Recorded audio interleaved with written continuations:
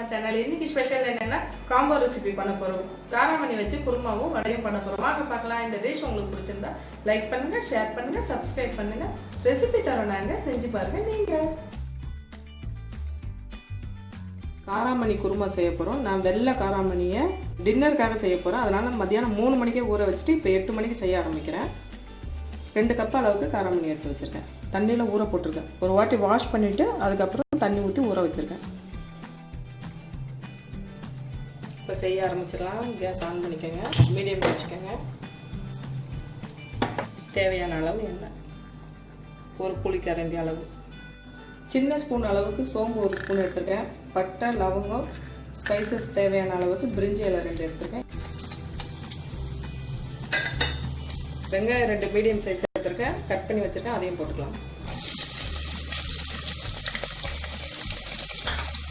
கொஞ்சம் போல கருவேப்பிலை அதையும் போட்டுக்கோங்க. நல்லா வதக்கி விடுங்க.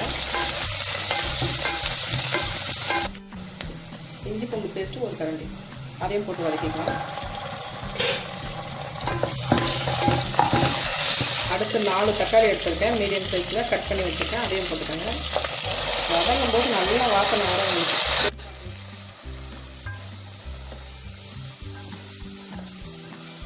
அடுத்து பொட்டலங்காவை கட் பண்ணி வச்சுருக்கேன், அதை போட்டுக்கோங்க.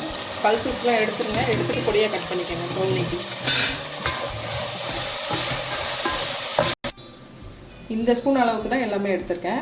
1/4 ஸ்பூன் அளவுக்கு மஞ்சள் பொடி, 1 ஸ்பூன் அளவுக்கு வெறும் மிளகாத்தூள், 2 ஸ்பூன் அளவுக்கு தனியாத்தூள், வீட்டு மசால் பொடி 1 ஸ்பூன், 1.5 ஸ்பூன் அளவுக்கு சால்ட். இந்த டிஷ்ஷுக்கு மொத்தமாகவே சேர்த்து. இப்போ வதங்கிடுச்சு. 2 நிமிஷம் வதக்கிட்டோம். இப்போ மசாலா பொடி போட்டுக்கலாம். எல்லாமே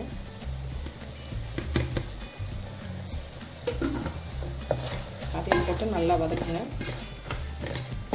ஒரு 2 நிமிஷம் வதக்கலாம் போட்டோம். 2 நிமிஷம் வதக்கி விட்டுட்டு அதுக்கப்புறம் நம்ம காராமணி போட்டுக்கலாம். இப்போது ஊற வச்ச காராமணியை அந்த தண்ணியோடு சேர்த்துக்கோங்க.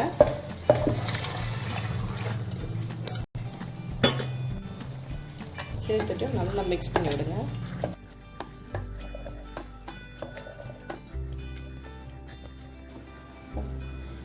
வெறும் தேங்காய் மட்டும் மிக்சியில் போட்டு அரைச்சி எடுத்து, வேறு எதுவும் சேர்க்க வேண்டாம். வெறும் தேங்காய் மட்டும் போடுங்க. ஜாரில் கொஞ்சம் தண்ணி ஊற்றி கலக்கி ஊற்றிக்கலாம். தேங்காய் ஊற்றியாச்சு, அதை லேசாக கிண்டி விடுங்க. இப்போது பெரிய கிளாஸ்க்கு 1 கிளாஸ் அளவுக்கு தண்ணி ஊற்றுறேன்.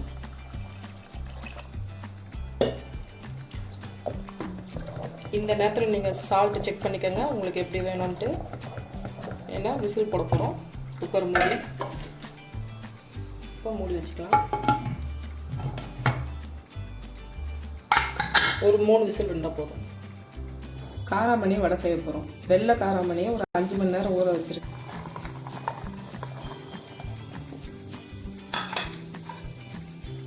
அரைச்ச பேட்டர் எப்படி இருக்கும், இதை ஒரு கிண்ணத்தில் போட்டுக்கலாம். ரொம்ப மையாக அரைக்கக்கூடாது. கடலைப்பருப்பு அரைப்பெல்லாம் அந்த மாதிரி.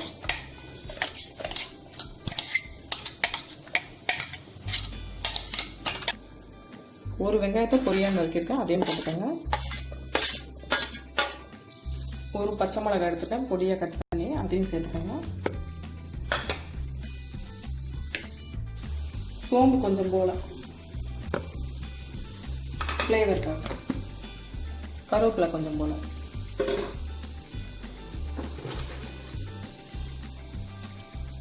பைண்டிங்க்கு அரிசி மாவு 2 ஸ்பூன், இந்த ஸ்பூன் அளவுக்கு, ஒரு சின்ன ஸ்பூன் அளவுக்கு இஞ்சி பூண்டு பேஸ்ட்,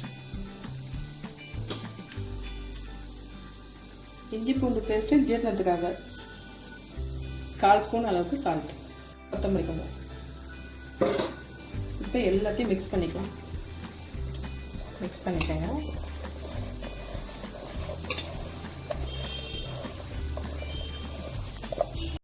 நீங்கள் பச்சை மிளகா போட்டாலும் பரவாயில்ல, இல்லை வெறும் மிளகாத்தூள் போட்டாலும் பரவாயில்ல. காரத்துக்கு இதுதான்.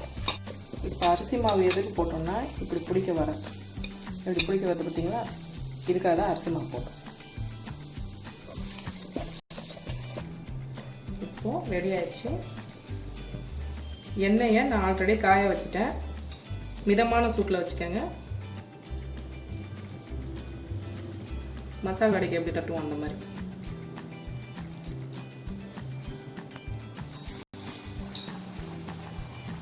பசங்களுக்காக தான். ஏன்னா காராமணின்னா சில குழந்தைங்களுக்கு பிடிக்காது. இந்த மாதிரி நீங்கள் வடையாக செஞ்சு கொடுங்க, நல்லா சாப்பிடுவாங்க. இப்போது போட்டு ஒரு 3 நிமிஷம் வச்சு லைட்டாக திருப்பி விடுங்க.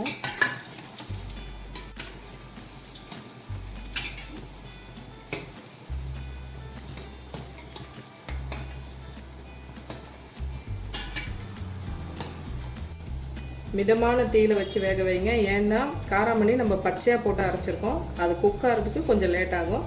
அதனால் மிதமான சூட்டில் வேக வச்சு எடுத்துக்கோங்க. இப்போ குக் ஆகிடுச்சு, எடுத்துடலாம்.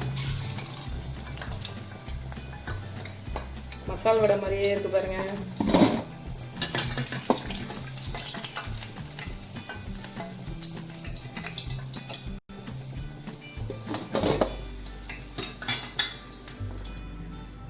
மூணு விசில் வந்துருச்சு. விசில் அடங்கிடுச்சு பாருங்கள். ஓப்பன் பண்ணிக்கோங்க.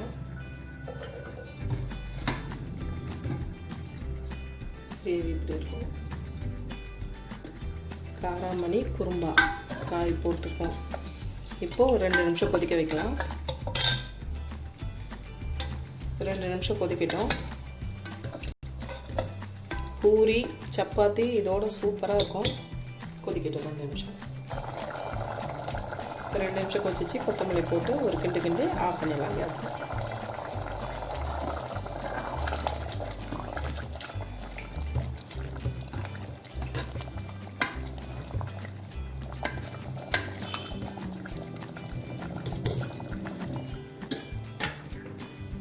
இப்போ குழம்பு ஊற்றிக்கலாம்.